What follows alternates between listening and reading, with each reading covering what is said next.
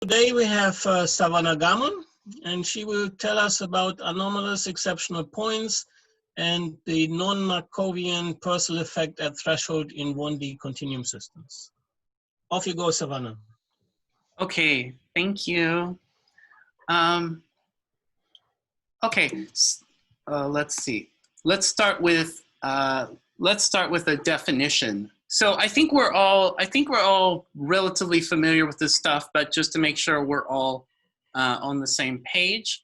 So we define an exceptional point. It's a branch point in the parameter space of a given Hamiltonian at which two or more eigenstates coalesce.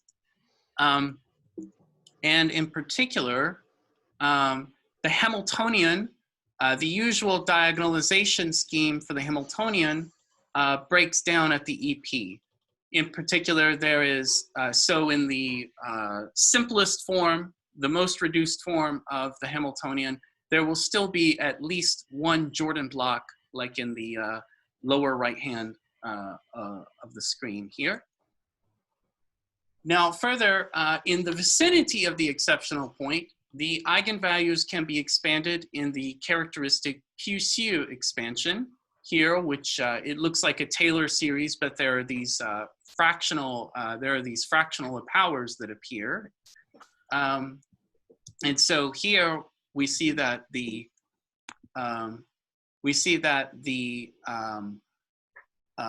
exceptional point, it is literally a branch point in the parameter space here. And a further point we want to make is that notice if we take a derivative here with respect to epsilon, then this term, the square root in this first term will end up in the denominator. Therefore, when we take the limit to the actual location of the exceptional point, that derivative will diverge. That's just a useful point that we'll make use of at one point later in the talk. So that's the reason I point that out. But let me emphasize, so this is the case of two coalescing eigenstates with the relevant converging eigenvalues. Then we can generalize to the case of n coalescing eigenstates and their respective eigenvalues. In that case, then we have this 1 over n root instead in the Purcell expansion. And so for this case, we would refer to this as an EPN in the literature. Then this would generally be expected to be associated with an n by n Jordan block in the reduced form of the Hamiltonian. However, in this study, we will observe an anomalous version of an exceptional point. In this case, what we have is we have this kind of expansion that I've shown here.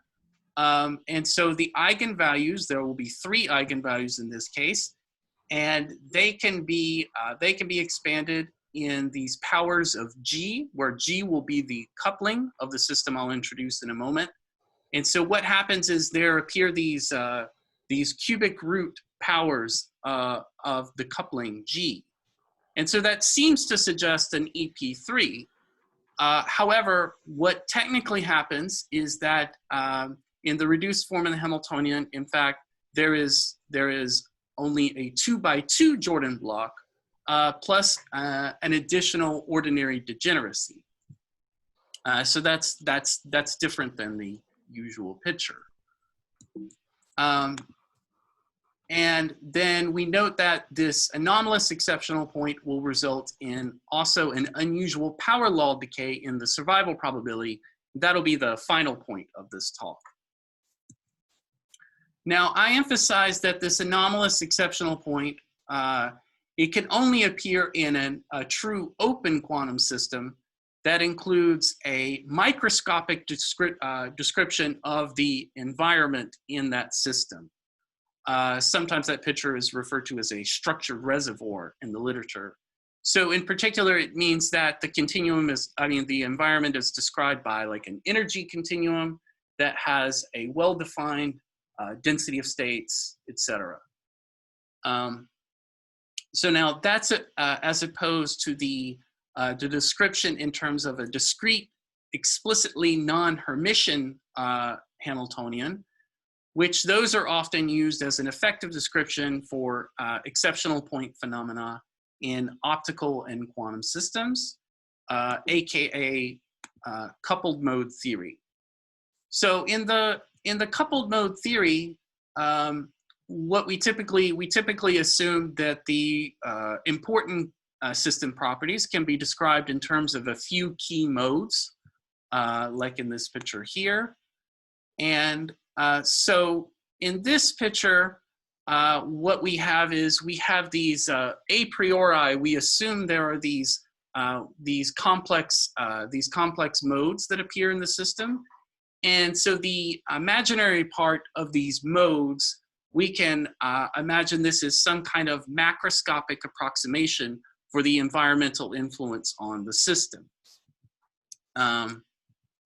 And then clearly we can find the eigenvalues for such a simple model. And of course, the exceptional point would then just be given by the case where this square root vanishes, right? Now that's as opposed to the picture in open quantum systems, where, as I said, we have the microscopic description of the environment. And so in this picture, what we have is, so in the first term of the Hamiltonian I've written here, there are the discrete portion of the system. Maybe this is the levels of an atom or some molecules or something like that. And then we also have the environmental portion of the system, which is described through the energy continuum Ek here. And then finally in the third term, those two parts of the systems are coupled, of course. So we emphasize that the energy continuum here in the second term, it has a well-defined range. In particular, there is always a lower energy threshold, E threshold here, and it may also, the continuum may also extend to infinity, or it could also have an upper threshold in some cases, like in the model we'll actually use in a moment, in fact. But there is always at least a lower threshold, okay? And then further, there is also a well-defined density of states. Now, I emphasize that in the coupled mode theory, these kind of properties are just sort of approximated out.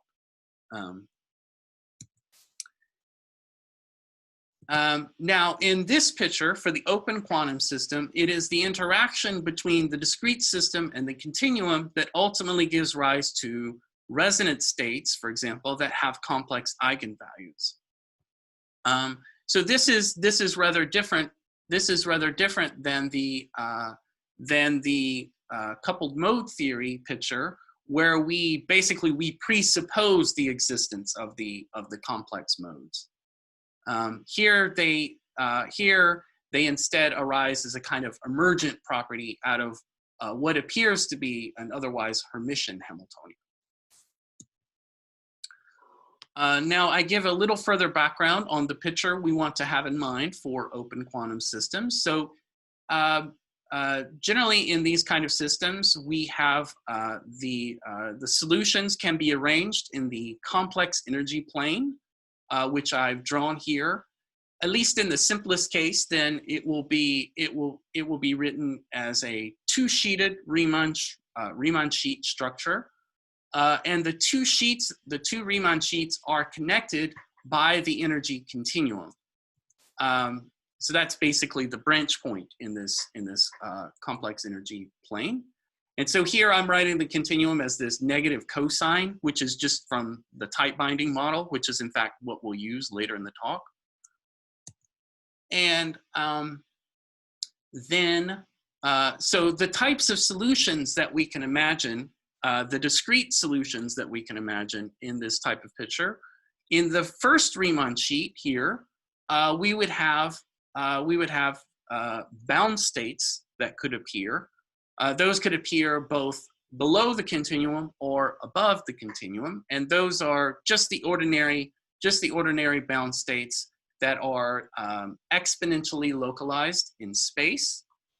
And further then in the second sheet, the solutions that can appear in the second sheet, would include, for example, a resonance, like I showed on the previous slide, with the negative part of the imaginary eigenvalue. But in open quantum systems, it is always partnered with its relevant anti-resonance with the complex conjugate eigenvalue. Further, now, well, I mentioned, so in most physical circumstances, we can just ignore the anti-resonance, especially when we're looking at like decay phenomenon. We can basically just ignore the anti-resonance in those cases. However, there are certain situations where the anti-resonance will play a role, like in the anomalous EP that I'll show later. Then a further possibility is the existence of a virtual bound state, which has a real eigenvalue in the second sheet. The eigenvalue looks like the bound state, but the eigenstate is spatially anti-localized, so it's physically very different. Now, with that picture in mind, then I go ahead and I also give a picture of what we can generally expect for the exceptional points. So, so I start with just the simplest case of the EP2s, the exceptional points involving the coalescence of two eigenstates. And I'll define the, I'll just introduce a very simple categorization scheme that I like, which, so I refer to a type A or an EP2A. This is the case where there are two virtual bound states that coalesce before splitting off into a resonance and anti-resonance pair. So that's the type A. Then further, the type B, the EP2B, is then the case where there are two pre-existing resonances that coalesce before forming two different resonances after the exceptional point. Okay, so that's straightforward. Then if we want to look at higher order exceptional points, I just look at a couple things here. So for example, we could easily, from this picture, we could easily define the EP3B, right? For the simplest case of three coalescing eigenstates. There you have three eigenstates that coalesce at the EP3B before splitting off into three different resonances. And that's the most commonly studied example of the EP3 in the literature, I think. Although one could also easily define an EP3A at this point. But in this talk then, what I will do is I will talk about the anomalous exceptional point, which in this case, what actually happens is that we have a resonance, an anti-resonance, and a bound state that converge directly on the continuum threshold as we switch off the coupling in the model, okay? Now, I claim that this is a fairly general effect that can happen in a range of 1D continuum systems. However, just as a simple example, I'm going to use this particular model. I'll also make some comments about the general conditions that are required for this to happen in more general models. So our model will consist of this simple quantum wire superlattice extending from -infinity to infinity here. So it's just a series of nearest neighbor sites, and the particle could hop from one site to the next, one at a time. So that's described by the tight binding model, which is the second term of the Hamiltonian here. And then in addition, we have the single discrete level in the system, which is the first term of the Hamiltonian. So that's the blue part of the picture here. And so that's our quantum dot. And the quantum dot has a variable chemical potential, epsilon d, and then it is coupled to the zero site of the tight binding chain with the coupling g, right? And so I just point out that we could approach solving this model by the standard approach we could apply a simple Fourier transform here in this form, which would then immediately allow us to rewrite the Hamiltonian in this partially diagonalized form, where indeed we see the continuum EK, and so it's in the form of the general form that I showed earlier. However, I will claim that it's more convenient to approach this for studying the anomalous exceptional point. It's more convenient to apply a different approach. In particular, I will apply the Fischbach projection operator technique as my method of analysis in this talk. So as a first step in this, we will write our boundary condition as an outgoing wave from the quantum dot. So basically, we're assuming there's some initial condition where the particle is located in the central part of the system here with this outgoing wave function. And then we introduce our projection operators, which sort of look similar.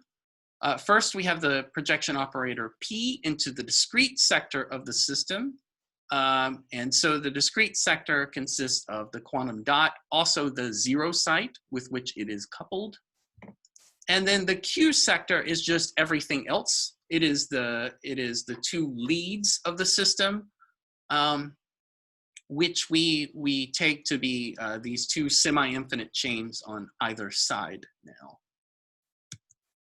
Now, first of all, we can easily find the eigenvalue in the Q sector of the model. So this is the environmental sector of the model. And so this will give the eigenvalue in this sector gives the continuum dispersion. So what we do is we just look for x greater than 1, the Schrodinger equation on either side of the chain, obviously. The Schrodinger equation will give this form here, and you can just apply the wave solution, and then immediately you can obtain the eigenvalue for the continuum. EK equals -2 cosine k, which, as I said earlier, it is just the standard tight binding dispersion curve. And so graphically, it looks just like this, just the cosine that we all know, of course. And we note that it also has a well-defined, as I said earlier, a well-defined density of states, which is the second graph here. And yes, and so one key point to emphasize here is that notice the energy continuum, as I said, it extends from -2 to +2. So that is the lower threshold and the upper threshold of the energy continuum. And so those are the threshold. And we emphasize that the density of states here diverges at either threshold, either the lower or the upper threshold. And it diverges with this characteristic square root form. This is actually the one-dimensional Van Hove singularity, which is common in the condensed matter literature. And actually, I claim that this is one of the required conditions for the anomalous exceptional point to occur, is this 1D Van Hove singularity. Now, as our next step, we project out the Q sector to then find the discrete eigenvalues in the P sector of the model. And so by doing so, we obtain the standard effective Hamiltonian equation in the P sector that I'm showing here. And so that's given by the usual expression for the effective Hamiltonian in the Fischbach formalism here. And for our particular model, it just takes this simple the form of this simple 2x2 matrix. A key point here is, though, notice that this exponential occurs in the upper diagonal term, this exponential ik. And so this shows that the effective Hamiltonian is actually dependent on its own eigenvalue. It's dependent on E directly through the dispersion. in a sense, so in a sense, this has revealed, by projecting out the Q sector, we've revealed a kind of non-Hermitian form for this effective Hamiltonian to describe this model. That's as opposed, again, to the coupled mode theory, where we presupposed the non-hermiticity of the model. Next, we just take the determinant of that effective Hamiltonian equation to obtain the discrete eigenvalues. We do so, we obtain this form here. I'm going to change the eigenvalue E to Z to make it explicit that the eigenvalues are now in general complex. So the eigenvalue equation then takes the form Z minus epsilon D equals sigma Z. Sigma Z is the self-energy function. So think of epsilon D as being the uncoupled, the eigenvalue of the discrete state, the quantum dot, if it was just uncoupled from the system. And so this equation, Z minus epsilon D equals sigma Z. Sigma Z, the self-energy, it basically just describes how the eigenvalues of the coupled system are shifted from the original uncoupled eigenvalue. The specific form of sigma Z here is given on the right-hand side of the screen. And notice that the form here, it actually recreates the density of state singularities. That's another requirement for the occurrence of the anomalous exceptional point. Now, notice I can choose the value epsilon D equals -2, which is just the case where we're exactly at the lower continuum threshold. And further, then we can immediately just square out this square root, and we obtain this form of the this form for the dispersion equation that I've written at the bottom of the screen. And so, as you let the coupling G go to 0, it's immediately clear that there must be 3 converging eigenvalues on -2 on the lower continuum threshold. So that's the first hint of this anomalous exceptional point. There's an additional eigenvalue that converges on the upper threshold, but it won't have much effect on the properties that we're interested in. So now what I'm doing is, so I'm going to plot the real part of the eigenvalues here in as a function of epsilon D. So now in this picture, the red lines that you see both horizontally and vertically are at -2. So those represent, again, the lower and the upper continuum threshold. And I should emphasize one point. This is for finite values of G, okay? So we're not taking the limit G goes to 0 yet. So this is for finite G. And so what we see is, we immediately see there are 2 solutions. Z minus is a bound state that appears always below the lower continuum threshold. And then there is also a bound state Z plus that always appears above the upper continuum threshold. Yeah, and then the other two solutions, if we're well outside of the continuum, if epsilon D is well outside of the range of the continuum, those are 2 virtual bound states, which then coalesce here at the green circles, which are the 2 EP2As in this model, before forming a resonance-anti-resonance pair. So they have the same real part of the eigenvalue. But so that dashed line then is are the eigenvalues in the second Riemann sheet. And this part in the middle, it's the real part of 2, the resonance and anti-resonance. Okay, so that's the EP2A. Then the red circles here, that would be if we chose the case epsilon D equals minus or plus 2, then that would be the case. Notice there are 3 eigenstates appearing in those in the red circles. the resonance, the anti-resonance, and one of the bound states. And so those are the three states that would converge in that case if we took the limit where G goes to 0. Okay, but again, I want to emphasize we're going to talk about the EP2As actually for a moment, and we'll return to the the anomalous exceptional point after in a few slides. So now I'm doing a zoomed in picture of the lower threshold. And so what I've shown here, again, we just have the real part of the eigenvalues as a function of epsilon d. So that's just a zoomed in picture of what I showed on the previous slide. But the lower picture is the imaginary part of the complex eigenvalue. It's the decay width of the resonant state. And so as I said earlier, the EP2A occurs here. And in the parameter space, it occurs at what we'll call minus epsilon 0 bar. And the coalesced eigenvalue at the EP2A is what we'll refer to as minus Z0 bar. And yes, and so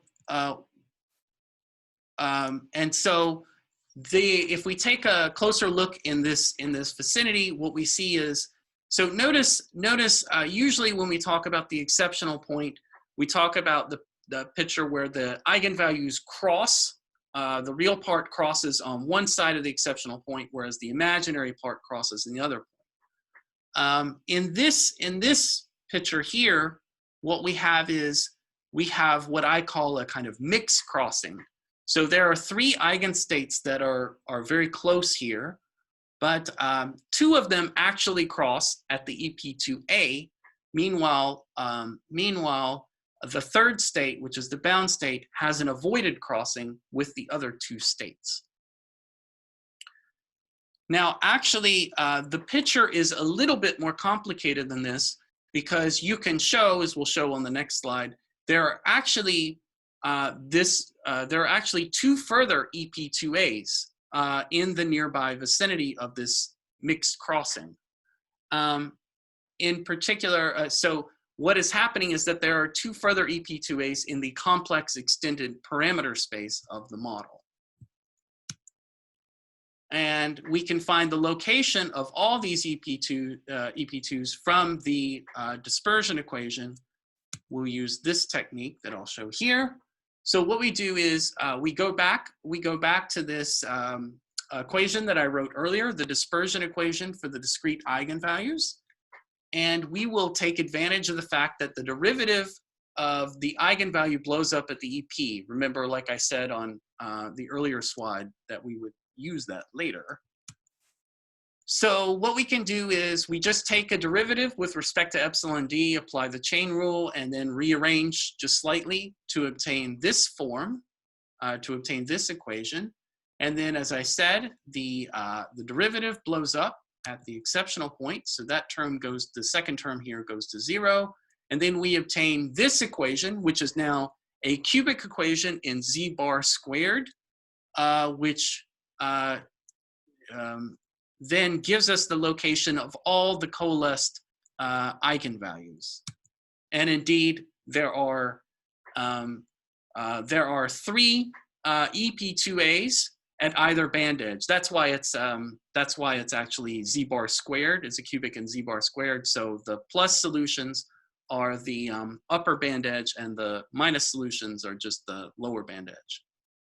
And there are three EP2As in the vicinity of either of those band edges.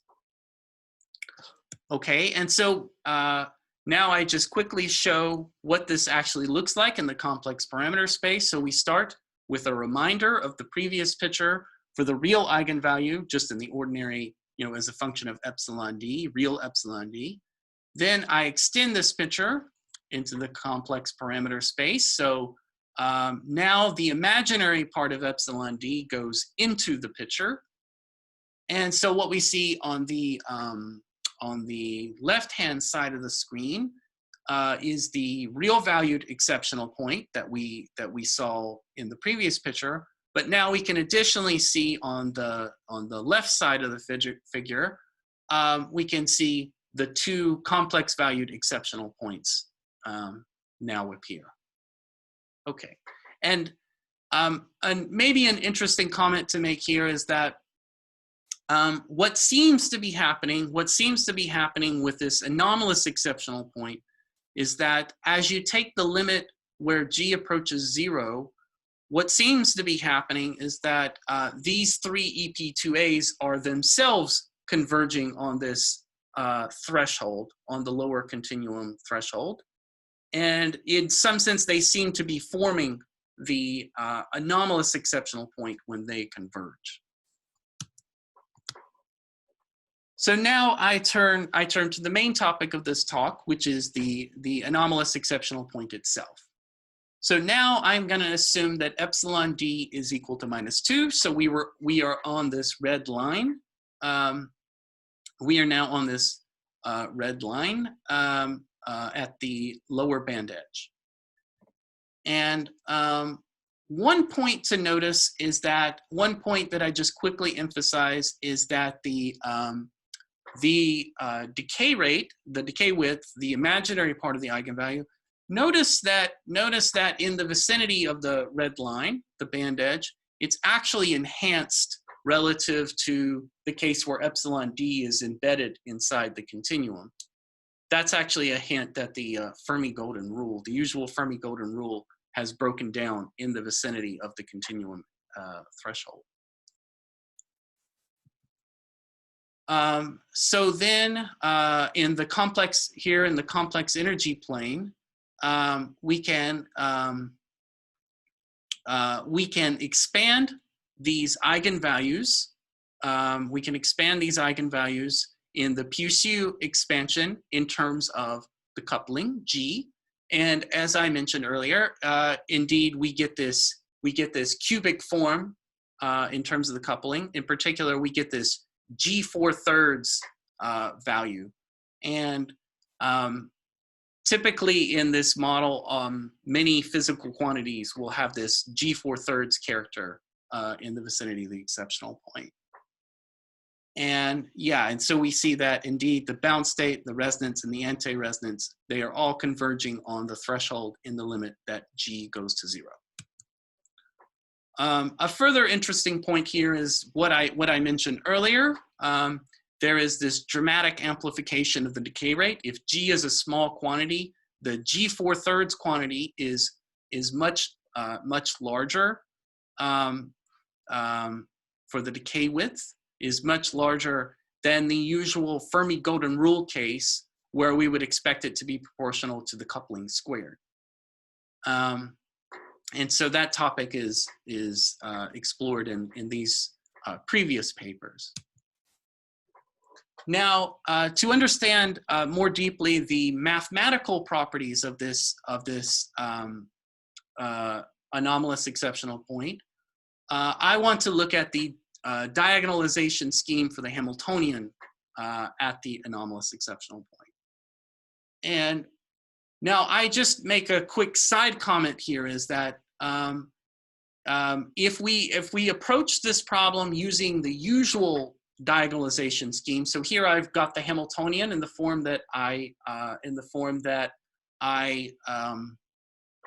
showed earlier, the partially diagonalized form. If we then further diagonalize the Hamiltonian in the usual diagonalization scheme, we would get this expression in the second equation here, which we notice the bound states, plus and minus, the two bound states would appear in the usual diagonalization scheme. However, the resonance and anti-resonance don't appear. So that leaves us a little uncertain. How do we see the Jordan block in this picture? The answer is we should approach the problem a little bit differently. And so what we're going to do is we're going to return to the Fischbach, the operator formalism, and what we'll do is we will write a kind of generalized eigenvalue problem for the Hamiltonian. So let's return to our equation for the effective Hamiltonian here. So this is the Schrödinger equation in the P sector, like we derived earlier. And what I'm going to do is notice that this e to the ik quantity appearing in the Hamiltonian, notice that we could introduce the variable lambda equals e to the ik, and that would also be a natural way of writing this expression for the continuum eigenvalue. We could also write that as minus lambda minus 1 over lambda, right, in the exponential form of the cosine.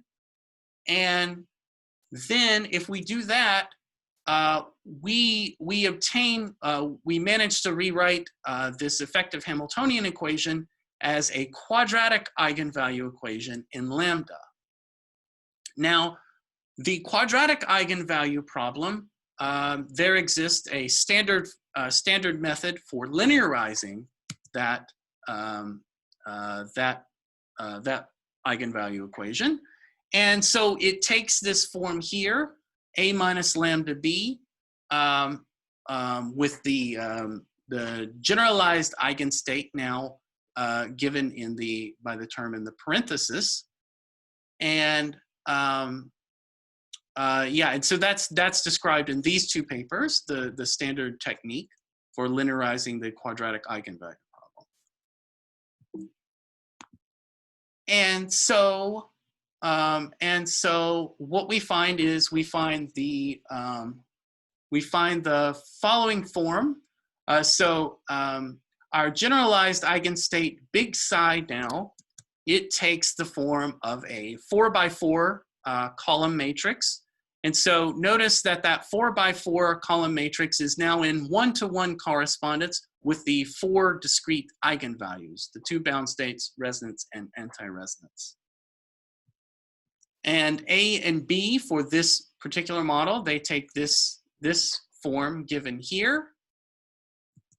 And then to look at the Jordan block structure at the anomalous exceptional point, what we do is then we just plug in epsilon d equals -2. And of course, we take the limit g goes to 0. And I just rewrite the equation very slightly in terms of B inverse A, just to simplify the picture a little bit. And then you can show that the reduced form of this B inverse A matrix is just the form I show here. So in particular, in the middle, we see that indeed there is a 2x2 Jordan block, plus in the lower right-hand corner, an additional just ordinary degeneracy. And now, one might pause at this for a moment and maybe feel a little discomfort in the sense that one might question, how does this picture of the limit g approaching 0, how does this effective EP2 connect with what looks very much like an EP3 in the case of small but finite g? And so the answer to resolve that question is that you can show that you can rewrite the problem in the vicinity of the threshold in terms of linear combinations of the resonance, anti-resonance, and bound state eigenstates, and you can show that two of those eigenstates will indeed coalesce together. Actually, they coalesce into the quantum dot, the renormalized quantum dot in the limit g approaching 0, which is the effectively decoupled quantum dot. And then that the third linear combination will instead in the limit g goes to 0, it will instead merge into the continuum. So that's technically what's happening. But that's a long and maybe boring calculation, so I don't show the details here. But we emphasize one point, which is that so technically this triple level degeneracy is an EP2 plus an ordinary degeneracy. However, physically, for finite coupling G, physically it acts like an EP3. As I emphasized earlier, the resonance decay width is enhanced near the exceptional point. So those like that, the influence of that property is investigated on like the phanoabsorption spectrum and some quantities like that in these previous papers. However, instinctively, we might expect that the enhanced decay rate would result in enhanced exponential decay in a quantity like the survival probability for the initially prepared state in the quantum dot. However, one must consider further that the non-Markovian dynamics would also be influenced very near the threshold as a result of the so-called branch point effect. And so what we find, in fact, is that there's a kind of competition between these two influences on the system dynamics. So now, to analyze this system, this question more carefully, we can, in this lambda notation that I've introduced, we can write the survival probability at the quantum dot in terms of this quantity here. So P of t is the survival probability, written as the square modulus of the amplitude, where the amplitude is given by this expression, which looks a little complicated. But basically, it's a summation over the contributions from all of the individual discrete eigenvalues, the two bound states, the resonance and the anti-resonance. And there's also, appearing in here is d psi j, so that's the contribution from the norm of each of the eigenstates. And we notice that the threshold EP will strongly influence the dynamics on a key intermediate time scale. To analyze that more carefully, what we do is we expand the lambda eigenvalues now in terms of a similar Purcell expansion. This appears in powers of g 2/3. Then we also expand the norm, as I mentioned earlier. And one property, notice the norm is actually divergent at the exceptional point, which is actually standard. It's what we accept. We generally expect from the literature that the norm will in fact diverge at the exceptional point. However, a key point is that when we apply these expansions in the survival amplitude, what happens is that the divergent contributions will all cancel out, and then we get a finite result for the survival probability.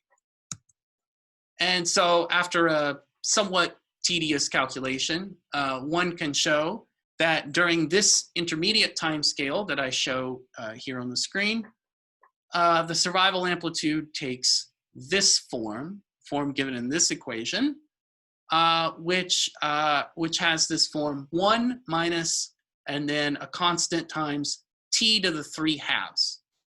And so that's I claim a characteristic of this exceptional point that's very near the continuum threshold.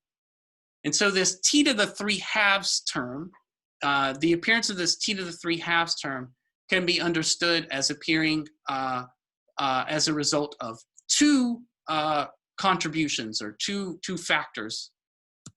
And the first contribution is just the t squared e to the 2it effect, which is just exactly what you would expect, expect to appear when you take the triple pole for an effective EP3 at the band edge in the resolvent operator appearing in the survival amplitude in the usual analysis. So that's just what we would expect to see. So that's just from the triple pole. However, there is an additional factor, 1 over square root of t, which appears as a direct result of the influence of the continuum threshold on the system dynamics. And this inverse square root of t, the appearance of this inverse square root of t can be understood in some more detail in these two papers that I show here.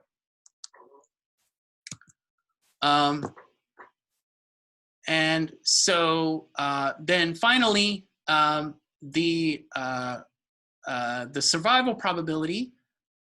We look at the survival probability. So the full curve that I've shown here is the integrated survival probability, primarily on this intermediate time scale. And so we see that it indeed follows this 1 minus t to the 3/2 curve, basically during the time scale in which most of the decay occurs. So it's the most significant influence on the decay dynamics. Next, now we'll take a zoomed out picture where we look at the evolution as t goes to much larger values, up to 10,000 in fact. And so on the larger time scale, so what eventually happens is that for the longer time dynamics, where this kind of decaying oscillation appears, one can show then that in this case, the exceptional point has less direct influence on the dynamics. And in fact, you can apply now the usual analysis in terms of individual contributions from the bound state pole and the resonance pole, as well as a contribution. So those are the first two terms here in this expression. And then the third term is just the contribution from the continuum threshold, the usual inverse power law decay. Yeah, and so each of those terms can just be treated individually now, as opposed to having to kind of treat them all together in the previous case. And so what we find is that for this decaying oscillation, it actually results from the cross terms in this 3-term expression. And the oscillation period of all of these are actually proportional to this g4/3 quantity. They're actually slightly different frequencies, but they're all very close to g4/3. And then finally, in the fully asymptotic dynamics, in the long time dynamics, everything else decays except for the bound state contribution. So the bound state contribution alone gives the dynamics in the limit t goes to infinity. And so that's the fractional decay, where the survival probability will eventually settle down to the quantity 4/9. And actually, there's a very, very small contribution from the other bound state that I've mostly been ignoring, but it will be extremely small in this case. A final comment is that while this picture that I've shown here, this for the long time dynamics, this picture has previously appeared in the literature, for example, in this paper from '94, Kaufman et al. However, the EP analysis is missing. So they basically comment on the dynamics during the time scale in which the system can be resolved into individual components, but not the period during which the exceptional point is driving the dynamics with this 1 minus t to the 3/2 stuff. So now we get to our conclusion. So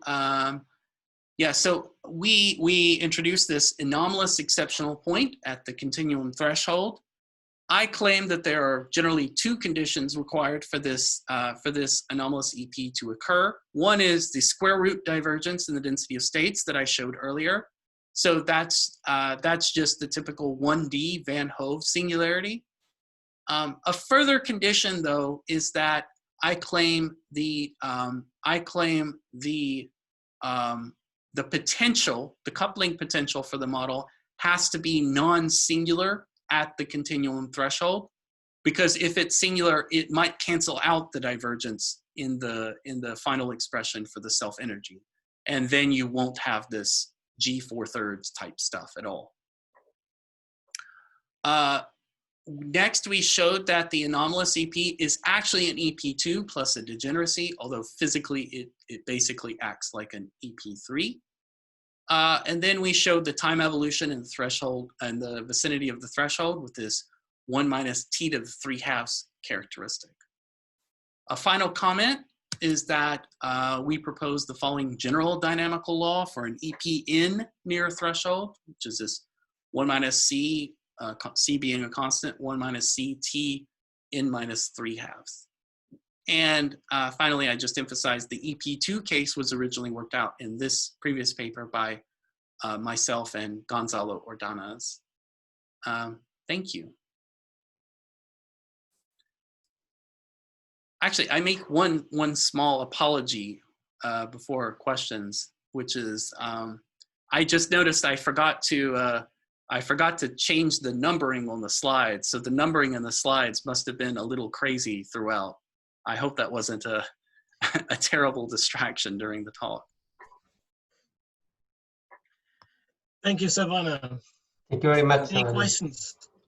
Very nice.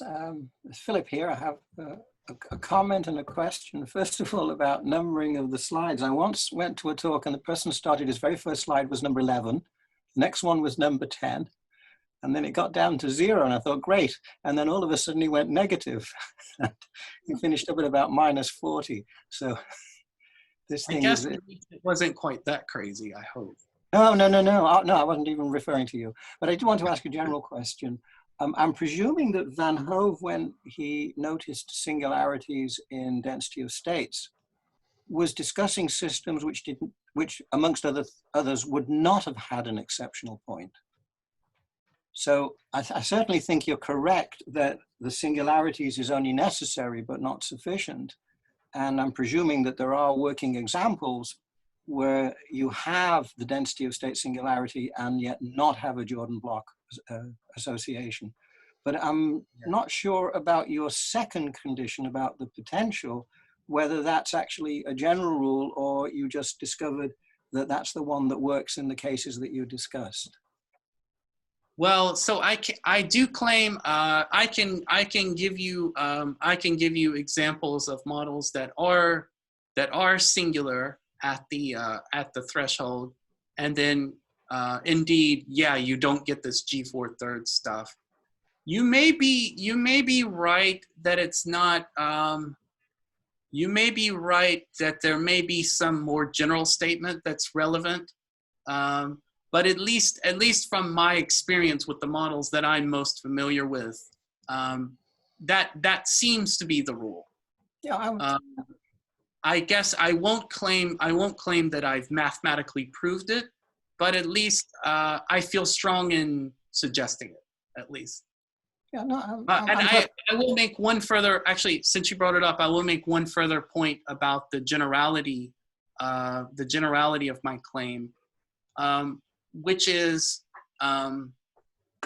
actually, so there is, I have at least one example where we also include the rotating terms, or the counter rotating terms in the Hamiltonian. And in that case, for the model I'm thinking of, indeed, my statement still holds, where there can be this G4/3 stuff in the case where the potential is non-singular, but it will not appear if the potential were singular. Okay.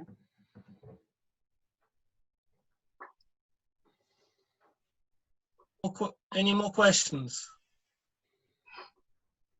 Just a comment, here's Frieder Kleefeld. My experience from particle physics is that if you plot the graphs of the movement of your singularities as a function of the coupling in terms of the momentum, so the square root of E, then the properties of these resonances get more apparent. So you see more what's going on. The plot in the energy plane is always a bit distorting the picture. No? So basically you're claiming that the picture in the K plane would be more clear. This would be much more clearer. The physics is the same, but you learn much more about this. But you know everything about it, so you don't learn anything anymore. But We Okay. we had in our models the coupling of a continuum with discrete states, and we had even interactions which had a certain distance behavior, and they produced extra resonances which came from the interaction, which came in from far distance, from infinity, and moved to the thresholds, and then we saw that these extra resonances, they had influence on the movements of the perturbative resonances, which you got from switching on the coupling constants and so forth. But these resonances are not there. But in general, my experience is if you look in the K-plane, in the momentum plane, the pictures get much more instructive. Huh? Okay. Yeah, actually, I didn't present it here, but I do have a K-plane picture in the draft of the paper. So there is actually one. So if you're curious, I can tell you maybe very quickly how it looks actually. So like if you imagine it as the K-plane is like 4 quadrants. Yes. Then the resonance and anti-resonance converge here on the threshold from below, while the bound state comes from above, right on the edge, so to speak. Right. Thanks. Hi, may I make just short comment? This is Joshua. Yeah. Hi, Joshua. Hi. Yeah, thank you for your interesting and nice talk. Yeah, I worked on these resonances also about 10 years ago, and indeed I preferred using the K-space. Now, in such tight binding models for the continuum, you don't really need Fischbach. I mean, all you need is to use the outgoing wave boundary condition. Then you then you can eliminate the leads to which the quantum dot is connected. You have to use the details of the coupling of your quantum dots to the leads. Say there is a link where you are using some sort of a tunneling barrier. That's the coupling of your quantum dot to the lead. And then you eliminate the lead altogether, and you end up with the same effective Hamiltonian that you would get from Fischbach, but I mean without doing all those projections. You just eliminate the leads using the outgoing wave boundary condition. And of course, then you see that your resonances live in the third quadrant of the K plane, and the anti-resonances on the fourth quadrant, and the bound states indeed live on the purely imaginary upper imaginary axis, and then you can study resonances in your system very easily in terms of this K-space formulation. So this is just a comment. Okay. I agree with you, but I think that's very similar to what I did do. I think I just wrote it in the energy plane instead of the K plane. Yeah, but I did write the outgoing boundary conditions at the beginning, and then I projected out. I projected out the environment. No, I was just mentioning a comment. I didn't say anything you did was problematic. Of course not. So just K-space is a little bit more convenient, I think. I agree with Clifford on this. Okay. But that's a personal take. Okay. Yeah, I know. Hatano Sensei, now Michi, he also prefers the K. So, I know. I was sort of raised in the energy plane, so it's the way my brain works. I have a simple question as a particle physicist. I do not remember exactly. I think we have these threshold effects in particle physics, but I didn't see this kind of threshold enhancements from resonances in particle physics. But are they measured somehow in waveguide physics or somewhere? Can you see these threshold effects? These effects from these two extra resonances which merge with the threshold. Can you see this in experiments or not? Or do you have just the square root behavior as in particle physics? Yeah, I'm not sure there's any specific experiment that specifically shows this. It might be something that's a little bit beyond the present levels of sensitivity. At least if there's an experiment showing this so directly, that really shows the G4 thirds and this kind of. What I definitively know is that you can see sub-threshold resonances which spoil your exponential decay behavior, or you can even see the effect of virtual states. But if you have this special point where three singularities merge, I never saw such a thing in particle physics, but I think these guys with optics and everywhere, they produce so much crazy Hamiltonians. So Right. is there any experiments about where you can see this really happening? I mean, you could write the Hamiltonian that I wrote at the beginning. You could write it as an effective, array of these single mode waveguides, where each waveguide corresponds to one of the elements in the tight binding lattice, and then you would just have like a side attached like special waveguide. So I think you could do it. I'm not sure if these effects are quite within the range of the sensitivity of present experiments, though, or not. I'm just not completely sure, but it's the right question to ask. Actually, maybe I have one small comment that maybe I could direct a question at you, actually, or at least a comment. So my understanding is that there is this, in nuclear physics, there is this case of this, if I remember it right, it's the like beryllium 9 or something like that. And there is this case where there are, in fact, these resonants that appear very, very close to the edge of the continuum. And I've always wanted to know more about it. A couple people have mentioned it to me, but I don't know. In nuclear physics, it's plausible that this happens. But I think what I know more is this elementary particle physics, where you have the Higgs particle or the scalar mesons, which are under the pi threshold. That's not so often happening that these crazy situations happen, that you have three singularities merging at this threshold. Yeah. Well, if I may comment again, Joshua, in particle physics, you can't really tweak the parameters. You work with what nature gives you.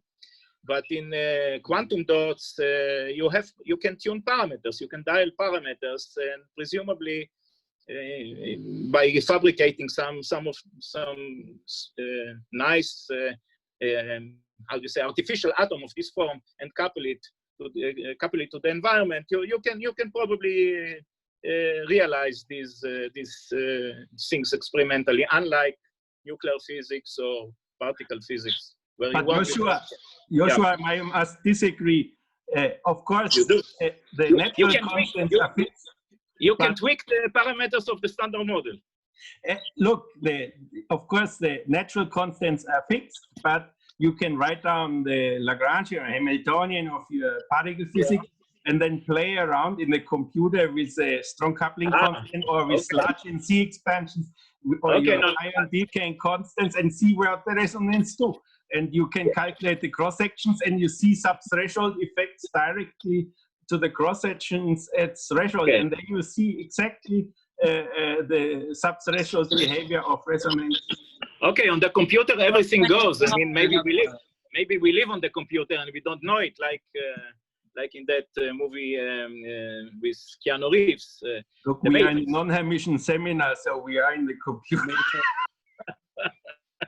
Yeah, but in real experiments, you cannot really play. And I was referring to real experiments in the lab. I wonder if I could ask a question to Savannah. Okay. It's Duncan O'Dell here. Oh my gosh. So I wondered what happened to the wave functions close to these exceptional points. if there was anything particular going on, if you see any phase singularities or anything like that.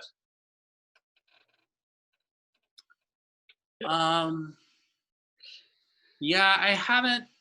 That's a valid question, right? Because the EP2, the EP2 has this particular chiral behavior, but the EP3 doesn't necessarily have a particularly interesting chiral behavior, according to my understanding, as I remember from the literature at least. So probably that's a valid. That's a interesting question, but yeah, I don't know the answer. I haven't looked into that yet. So what's the chiral behavior? So it's different on one side of the dot from the other? Is that the? Let's see. It's not something I've thought about in a while. I might get it wrong off the top of my head, but the chiral behavior is like, oh yeah, it's like if you, so, yes, I remember. So if you start in one of the two, so there are two coalescing eigenstates. If you start in one of the coalescing eigenstates and then you encircle the exceptional point in one direction, what happens is you end up getting mapped into the other exceptional point. Into the other eigenstate. Yeah. And if you go the other way, you get mapped into the other eigenstate. But in one case, you pick up like a phase of pi over 2. In the other case, you don't. And what's happening is that only in one direction are you, I forget exactly why. But anyway, okay. in one direction, you pick up the phase, and the other direction, you don't. And so technically, it takes, you can't just encircle twice and come back to the original configuration. You have to encircle 4 times.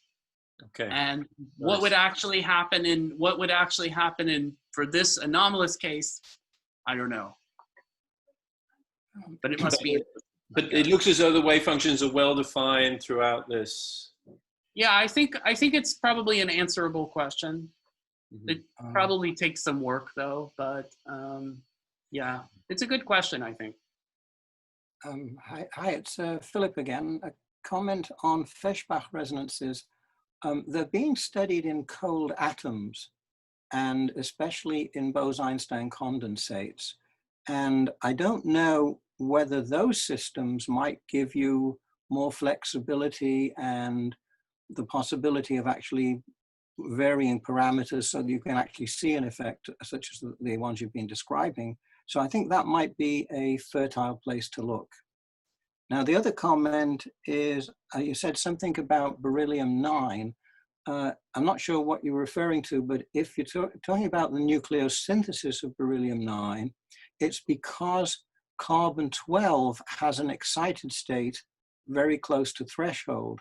And beryllium-8, which is not stable, you have to produce 3 alpha particles, 3 helium-4s. You go to the excited state of carbon-12 first, and then you decay back down to beryllium-9.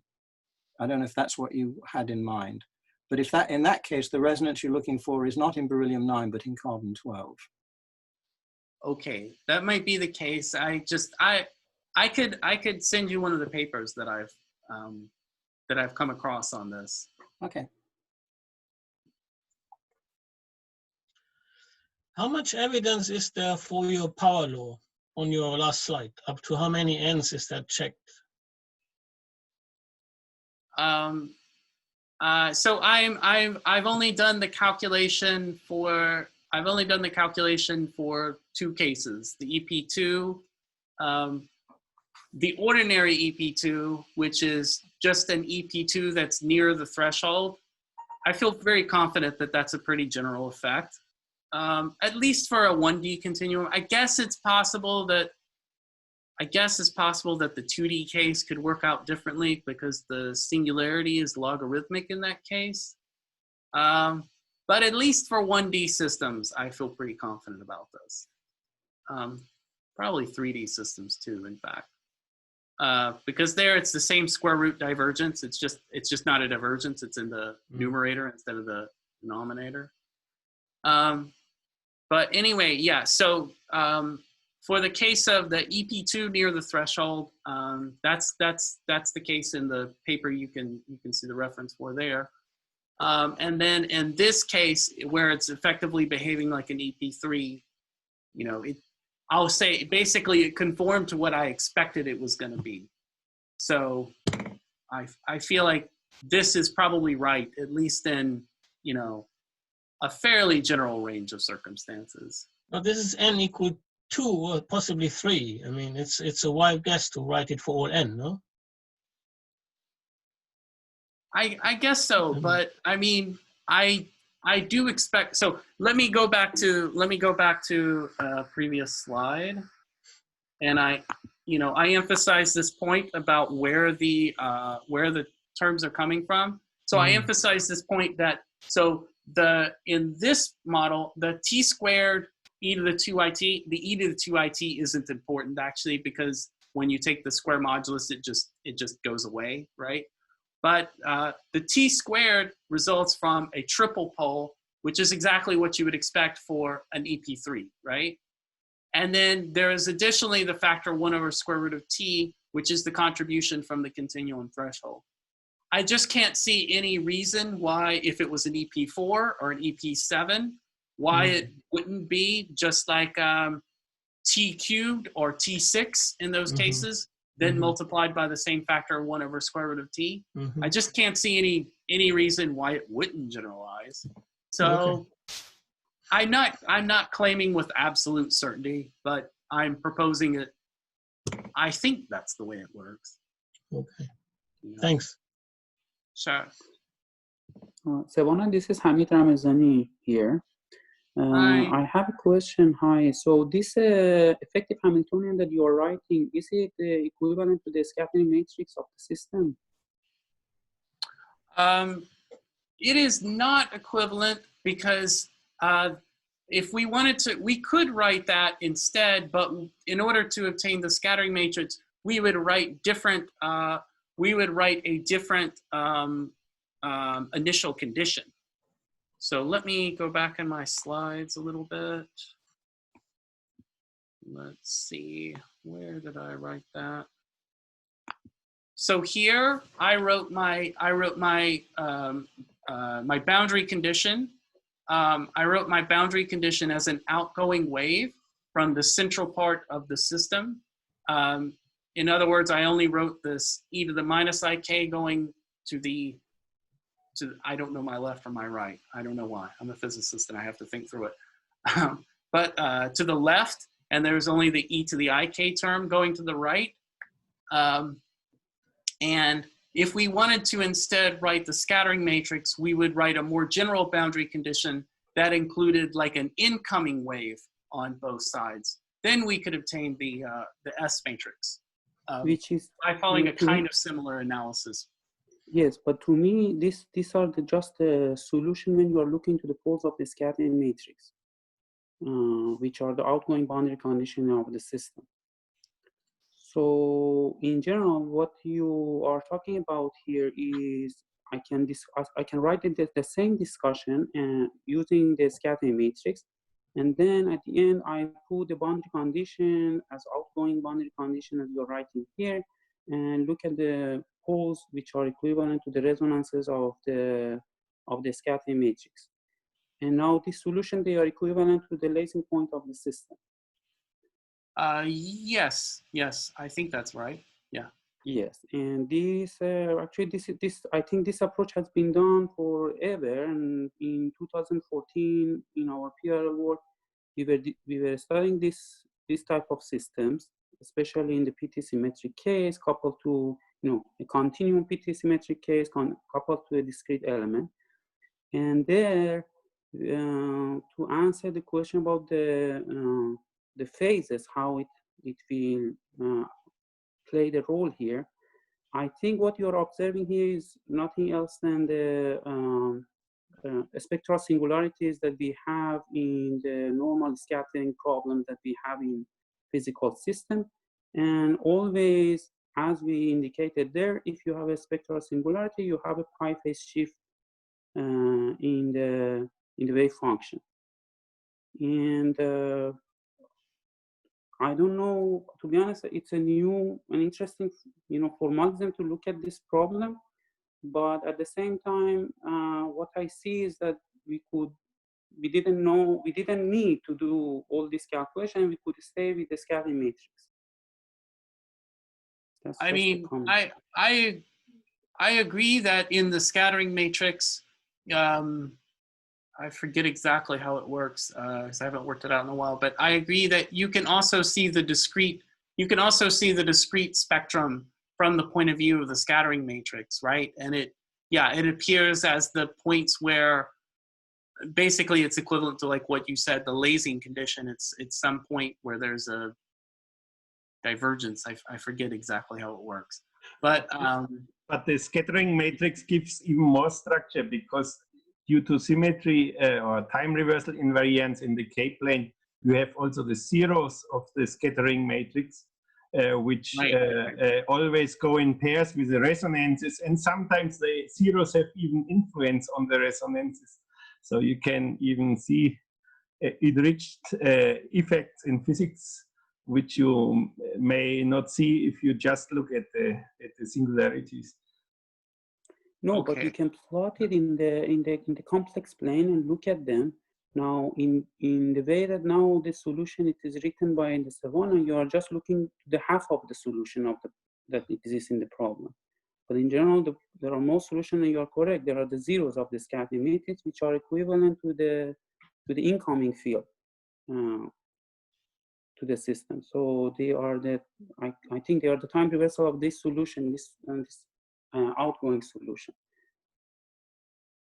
Okay, that may be true. I can send you our paper so you can check and we can discuss later if you wish. Sure. Thank you.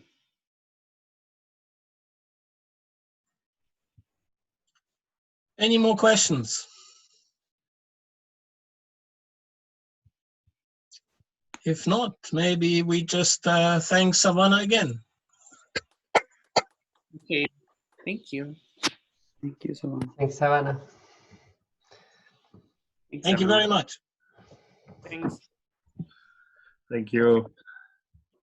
See you.